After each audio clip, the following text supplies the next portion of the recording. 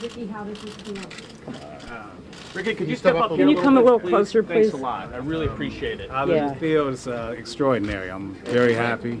Needless to say, you know, words can't express how I feel right now. I'm just glad to be out, glad to be a free man. What are you going to do? Where are you going to go? Wow. I mean, you know, you sit in prison for so long, you think about this day, but when it actually comes, you don't know what you just want to do something, you know, besides what you've been doing for 39 years. When you heard the judge say an hour ago, you're a free man, goodbye, talk about what you were feeling. What was going on that we couldn't see? I mean, it was like an emotional roller coaster, you know. It's just, I mean, the English language doesn't fit what I'm feeling right now, you know. It's just, I mean, I'm just on the emotional high right now, really. Ronnie, how excited are you to see... Ricky, Ricky, how excited are you to see... I got Ronnie on my mind because I saw him a few minutes ago. How excited are you to see Ronnie and Wiley? Well, I really haven't got a chance to meet him yet, see him yet. I saw him briefly in the courtroom, but I'm dying to meet him. I want to embrace him and hug him. Excuse me. Because we've been through a lot together, and we made it. You know, we're here. We made it.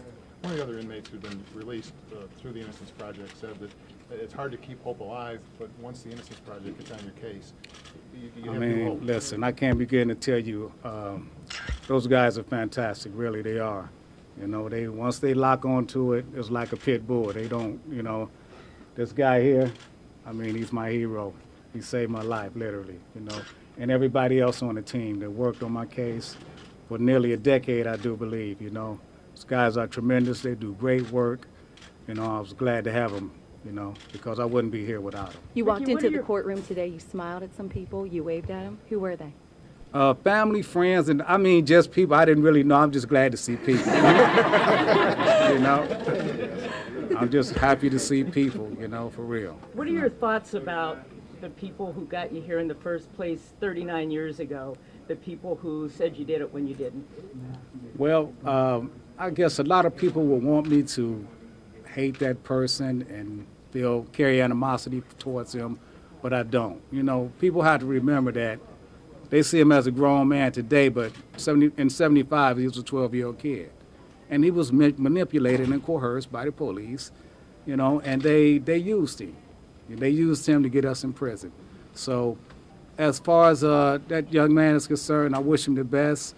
I don't hate him. I just wish he has a good life.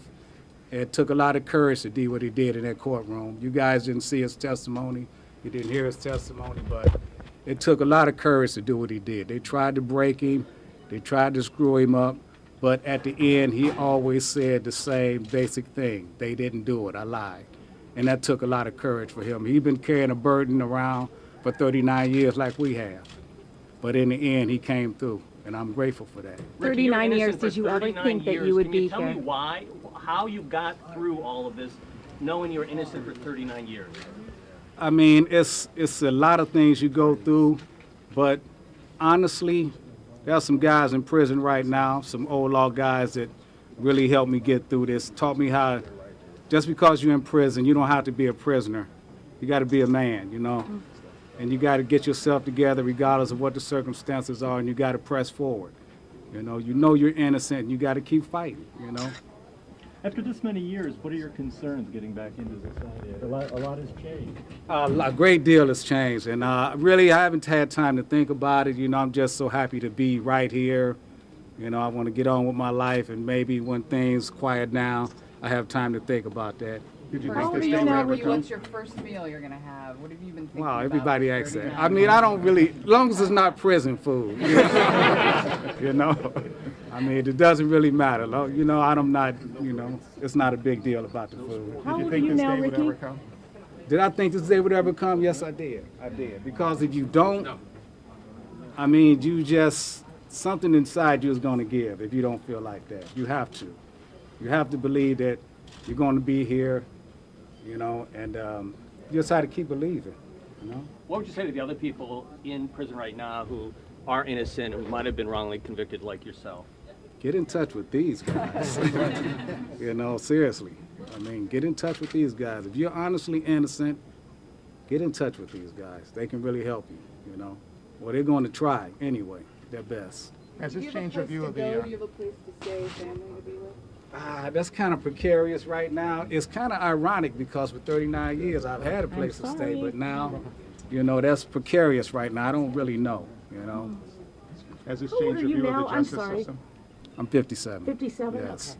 Has it changed my view? No, I still believe in the justice system, but sometimes you have people in certain places, in certain situations of power that, you know, like everything else, they abuse it, you know, but I believe in the system. I believe it works, you know, but, you know, you have people, like I said, that are in certain positions and sometimes they, you know, get out of hand, you know. What can Ricky, I say? a journalist from the Cleveland Scene, Kyle Swenson. Oh, man, my Yeah, dude. can Where you is he? talk? Is he here? Yeah, he's here. Can you talk a little bit about? Excuse me. Hi, Kyle. How you doing? Can you talk a little bit about Kyle and the Cleveland Scene? And he was very instrumental in bringing, you know, because I think as time go by, people forgot about us, and he was very instrumental in making people remember, like, wow, those guys still in prison. I remember such and such, and he brought a lot of people, you know, out into the forefront, you know, and some of those people were here in court this week, you know, so I can't forget Kyle. Thank you, Kyle.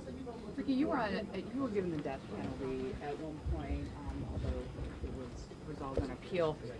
It's a big issue right now. Can you say anything about your feelings on the death penalty in Ohio? I mean, considering the case, I don't even know why they gave us the death penalty in the first place, but, you know, they did. And have you asking them our opponent or a proponent of the death penalty? I am. No, I don't believe in the death penalty, no, because of cases just like this, you know, and everybody's not as fortunate I was, you know. Innocent people have died back there. I firmly believe that. So, no, I don't believe in the death What penalty. did you do this morning? You know, the sun got up. You were. I haven't slept in 3 days. So, I mean, I just paced the cell, you know. They let us out at 6 o'clock, and I turned on the TV looking for something relating to this, but I didn't. And the next thing I know, they called me down to go to court.